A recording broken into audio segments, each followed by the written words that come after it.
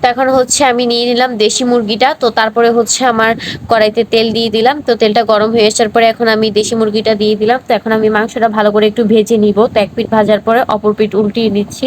তো দেখে লাল লাল করে ভাজার পরে এখন আমি কড়াইতে দিয়ে দিলাম পরিমাণ মতো তেল, তারপরে দিয়ে দিলাম পরিমাণ মতো পেঁয়াজ কুচি, রসুন কুচি। তো তারপরে ভালো করে একটু নাড়াচাড়া করার পরে হচ্ছে আমি দিয়ে দিলাম আদা রসুন বাটা, কাঁচামরিচ বাটা। তো তারপরে দিয়ে দিব হচ্ছে আমি ভালো করে নাড়াচাড়া করে নিচ্ছি। তো দেখেন আমার মশলাটা এখন সুন্দর কষে উঠেছে। তো তারপরে এখন আমি দিয়ে দিলাম পরিমাণ মতো হলুদের গুঁড়া। তো তারপরে হচ্ছে এখন আমি দিয়ে দিলাম পরিমাণ মতো লবণ। এখন আমি আবারও ভালো করে মশলাটা দেওয়ার পরে নাড়াচাড়া করে নিচ্ছি।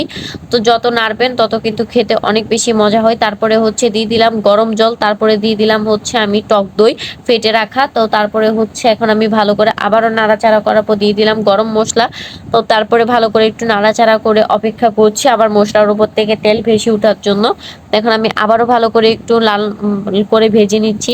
তো তারপরে হচ্ছে এখন আমি দিয়ে দিলাম আমার ভেজে রাখা লবণ হলুদ দিয়ে দেশি মুরগিটা। তো এখন মুরগিটা দেওয়ার পরে এখন আমি দিয়ে দিলাম গরম জল, তারপরে দিয়ে দিলাম আমার দুধ। তারপরে হচ্ছে আমি 2 কাপের মতো দুধ দিয়েছি।